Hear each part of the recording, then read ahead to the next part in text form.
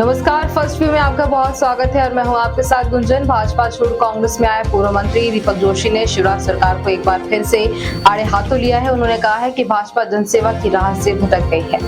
उन्होंने कहा कि वह सीएम के खिलाफ बुधनी से चुनाव लड़ना चाहते हैं। शिक्षक सम्मान कार्यक्रम में इटारसी पहुंचे कांग्रेस के कद्दावर नेता दीपक जोशी ने बीजेपी पर जमकर निशाना साधते हुए कहा कि भाजपा करप्ट और क्रिमिनल की पार्टी रह गई है। उन्होंने कहा कि भाजपा जनसेवा की राह से भटक गई है।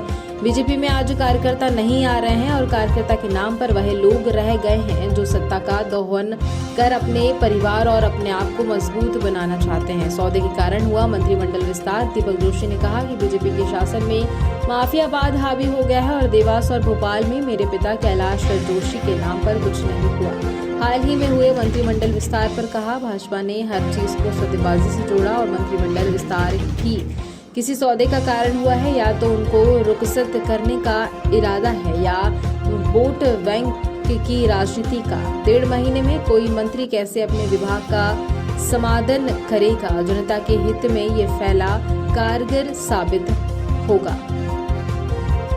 शिवराज सिंह के खिलाफ बुधनी से लड़ूंगा चुनाव लड़ने के सवाल पर दीपक जोशी ने कहा कि मैं कांग्रेस में किसी पद प्रतिष्ठा के लालच में नहीं आया। पार्टी मुझे देवास जिले की किसी एक सीट से चुनाव लड़ाना चाहती है। अगर पार्टी मौका दी तो मैं शिवराज सिंह के खिलाफ बुधनी विधानसभा से चुनाव लड़ूंगा। दीपक जोशी ने कहा कि मैं बिना शर्त केवल सम्मान की खातिर कांग्रेस में शामिल हुआ हूं। अगर पार्टी कहेगी तो मैं शिवराज सिंह के खिलाफ बुधनी से चुनाव लड़ूंगा। शिवराज सिंह केवल चुनाव जीतना चाहते हैं। दीपक जोशी ने आगे कहा कि शिवराज और मैं एक ही कॉलेज में पढ़े हैं। वह मुझसे 3 साल जूनियर हैं। मैं उन्हें छात्र राजनीति से जानता हूं। शिवराज सिंह का लक्ष्य केवल चुनाव लड़ना और जीतना रहता है, चाहे फिर लोकतंत्र का गला घोट दिया जाए। उसके दाव पेच में भी भली भांति परिचित है। बीजेपी जो 18 के बाद की बीजेपी है उसका परिदृश्य बड़ी तेजी से बदला है।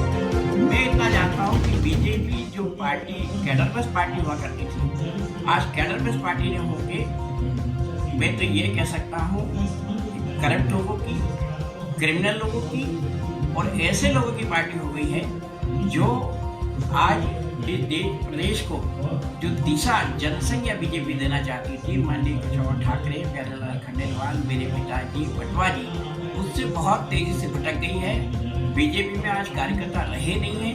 कार्यकर्ता के नाम वो लोग रह गए जो सत्ता का दोहन करके ये इनके प्रचंड अपने परिवार या अपने आप को मजबूत बनाना चाहते, वो आज पार्टी की पहचान के रूप में दिखाई दे रहा है। लेकिन बदली परिस्थिति में लगता है बीजेपी ने हर चीज को सौदेबाजी से जोड़ दिया। ये भी किसी न किसी सौदे के तहत हुआ होगा, जिसमें या तो कहा गया होगा या तो इनकी रुखसत होने वाली होगी या इनको मनाने का कोई प्रयास होगा। उस दृष्टिकोण के तहत इन लोगों को आज मंत्रिमंडल में लिया। मैं नहीं समझता कि किसी मंत्री को 1.5 महीने 2 महीने का कार्य दिया जाए और उसका संपादन ठीक से कर पाएगा।